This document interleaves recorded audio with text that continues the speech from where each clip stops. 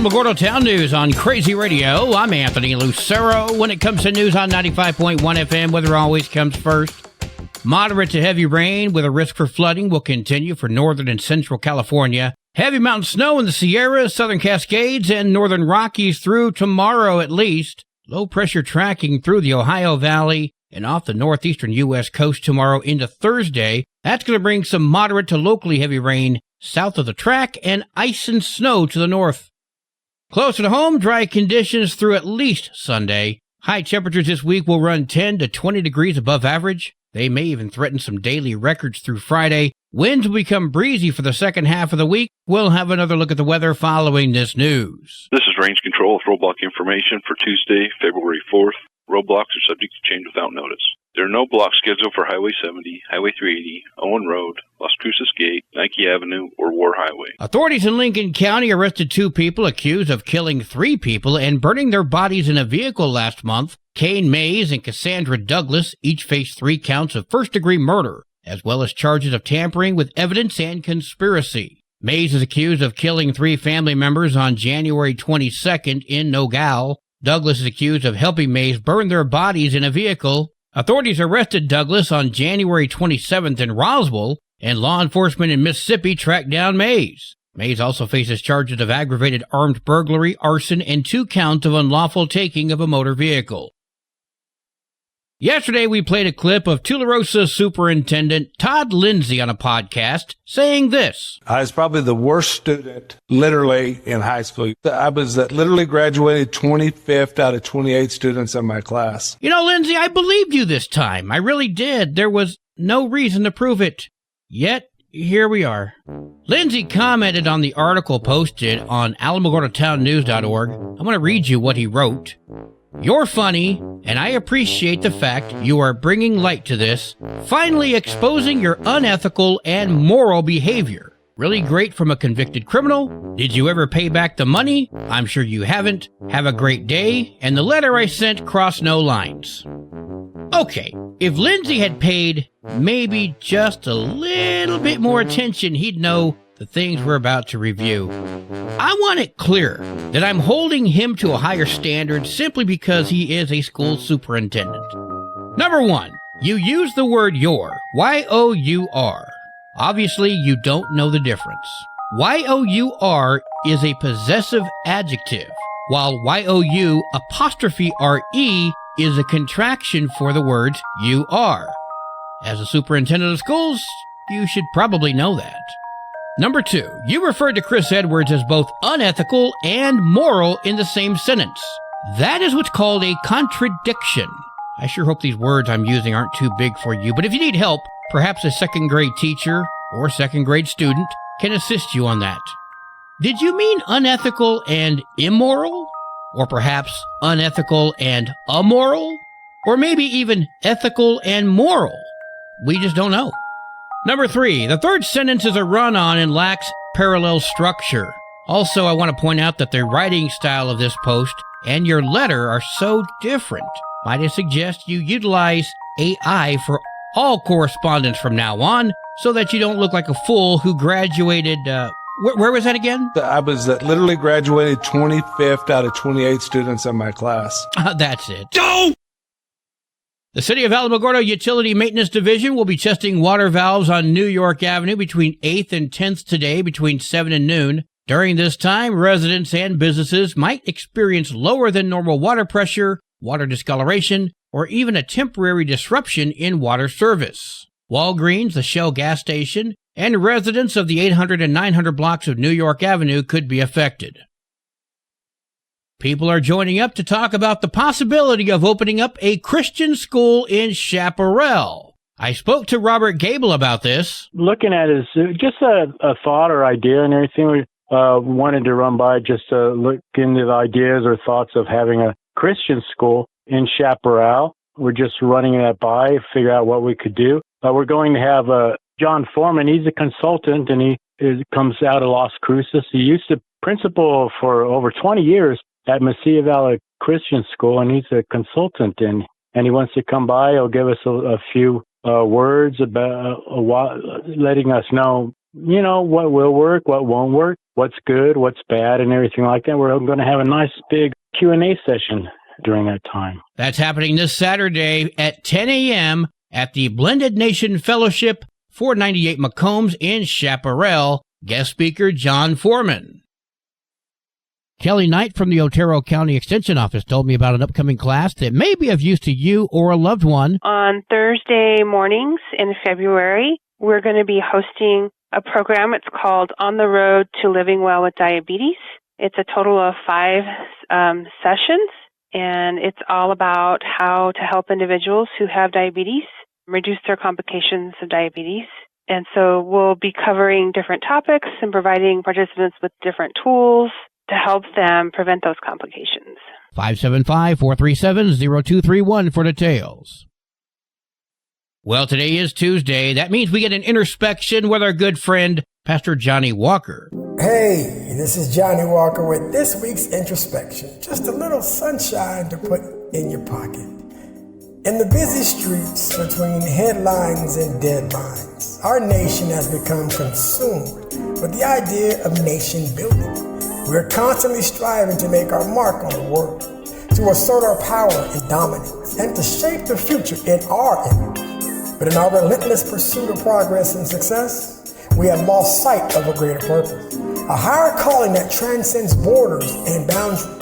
We have become so engrossed in our own opinions, in our own agendas and ideologies that we have forgotten the most fundamental truth of all, that we are here to spread God's love.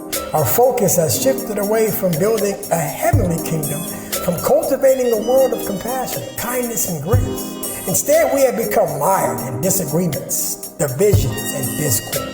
It's time for us to reset, to refocus our energies and attention on what truly matters. It is time for us to let God arise in our hearts and in our minds, to allow His love to guide us in all that we do. Only then can we hope to build a world that is truly worth living in, a world that reflects the beauty and the wonder of His creation. So let us cast aside our petty grievances and differences. Let us come together in unity and in love, united in our shared desire to spread God's light to all corners of the earth. Let us be bearers of His message, the messengers of His grace. Let us reset, refocus, and let God arise. Only then can we hope to truly make a difference in this world, to create a kingdom that transcends all boundaries and divisions. It's been good today. God bless you, God keep you, and we hope to hear from you and see you again soon. We'll be back Tuesday for next week's introspection. And if you need to see us before that, we'll be back in Sunday morning worship, 10:30, 3001 Thunder Road, New Covenant Worship Center. Be blessed. This is Pastor Johnny Walker on Crazy Radio. News from around the state in just a moment. This is Alamogordo Town News on Crazy Radio. I'm Anthony Lucero. Local news from local perspectives, from local voices. AlamogordoTownNews.org. Local sports, local events, and local happenings and more. Nonprofit owned and operated by Second Life Media. We are Otero County. AlamogordoTownNews.org. Heard daily on Crazy KALH Radio 95.1. Directory Plus is the right size book. It's the book if you need a phone book. That's what just one person has to say about Directory Plus. With its red cover, features, colorful yellow pages, and lots more, it's no wonder people all over use Directory Plus. It has so much more information. You can cross-check phone numbers or addresses or pretty much anything. Look on the plus side, Directory Plus. I'm a big fan of Directory Plus. Hi, Sunny Harris, inviting you to join Animal Village NM's Thank You in Advance fundraiser and help us reach our goal of $25,000 by February 29th. Your support will fund spay-neuter surgeries for more than 200 pets and provide essential pet food for families in need. Drop off gently worn shoes at our collection boxes or donate online at animalvillagenm.org. By mail, 303 Spring Road, Ruidoso, 88345. Thank you in advance for your generosity. animalvillagenm.org. When you're high, you feel different. But if you feel different, you drive different. So don't drive high. Brought to you by NHTSA and the Ad Council. Friday morning, in an Albuquerque district courtroom, Alexander Ortiz stood before a judge accused of murdering Elena Farfan. Then, all of a sudden, Farfan's uncle, Carlos Lucero, leapt over the courtroom gate and began punching Ortiz.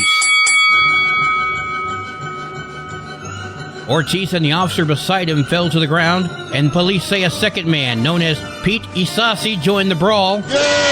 That's when Joe Ray Ortiz's father, joined the brawl as well to defend his son. Woo! Joe Ray began punching Lucero and Isasi. Woo! The melee goes on, with more people rushing in. Yay! Eventually, deputies do restore order by handcuffing Lucero, Isasi, and Joe Ray. At the same time, Ortiz is taken out of the courtroom. Lucero and Isasi were both charged with felonies, including battery upon a peace officer.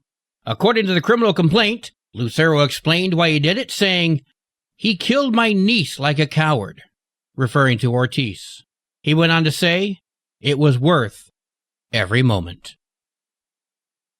It's week 3 of this year's legislative session, and this is when state lawmakers really start digging into getting that new legislation going. But there's still time to introduce some new bills. New Mexico Attorney General Raul Torres did just that yesterday. This action really gained a real sense of urgency when the Board of Regents at that institution made what I believe to be an unconscionable decision to award a golden parachute. Torres and legislative leaders say it's time to put more eyes on the folks running New Mexico's public universities after the Western New Mexico University Board of Regents approved a nearly $2 million buyout for former President Dr. Joseph Shepard. And that's just what happened after the state auditors accused WNMU officials of wasting more than $360,000 of university money. The group unveiled a new higher education reform package, which includes a proposed constitutional amendment, adding new fiduciary responsibilities and consequences for university regents, and a bill increasing transparency and accountability for those massive contracts, sometimes worth millions of dollars. New Mexico voters will have to approve that proposed constitutional amendment if it makes it through the Roundhouse. While these bills are working to prevent future scandals, Torres says his legal battle, blocking Shepard's $1.9 million payout, is not over. 2 measles cases have been identified in Gaines County, Texas. That's on New Mexico's southeast border near Lovington and Hobbs. According to the New Mexico Department of Health, the proximity of the cases raises concern of exposure for that area of residents traveling across state lines. New Mexicans are encouraged to confirm their shot records and stay up to date on essential vaccinations. Symptoms of measles appear 7 to 21 days after exposure and include fever, cough, runny nose, red eyes, followed by a red spotted rash beginning at the head. Typically, a measles vaccination are given around 12 months of age, as well as 4 years of age, and the immunity lasts a lifetime. Sports and weather are coming up next. You're listening to Alamogordo Town News on Crazy Radio. I'm Anthony Lucero. They are role models and educators. Their work requires a great deal of time and energy for very little pay. Who are these unsung heroes? Thanks, Coach. Thanks, Coach. The simple truth about education-based athletics in New Mexico is this. Without a committed team of coaches and administrators, they just wouldn't be possible. School sports, they bring out the best in all of us. This message presented by the New Mexico Activities Association and the New Mexico Athletic Directors Association. There are 43 games for New Mexico girls basketball today, including Hondo at Carrizozo, Chaparral at Deming, Redoso at the Institute, Mesilla Valley Christian at Mescalero, Cloudcroft at Capitan, and Tularosa heads to Dexter. Wow! Go Lady Cats! And there are 52 games for New Mexico varsity basketball today, including Hondo at Carrizozo, the Institute at Redoso, Deming at Chaparral, Mesilla Valley Christian at Mescalero, Cloudcroft at Capitan, and Dexter comes to Tularosa. Wow! Go Wildcats! Your Crazy Radio spot-on weather forecast for the Tularosa Basin today calls for mostly sunny skies, mostly clear tonight, sunny tomorrow, winds gusting up to 16 miles per hour. Your high today in the basin 79, low tonight of 45, high tomorrow 76 degrees.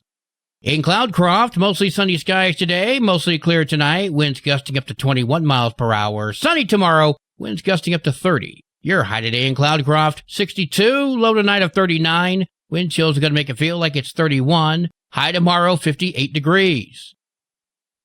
Local breaking news can be found on our website, alamogordotownnews.org, and learn more about Crazy Radio by visiting kalhradio.org. Also, check out the Crazy KALH Radio YouTube channel. That's where we post our daily newscasts, complete interviews, and other information which concerns everyone in the Tularosa Basin. Be sure to give this video a like and subscribe to our channel if you've not done so already. That way you too can remain informed of the goings-on in the Tularosa Basin. And that concludes today's edition of Alamogordo Town News on Crazy Radio. I'm Anthony Lucero.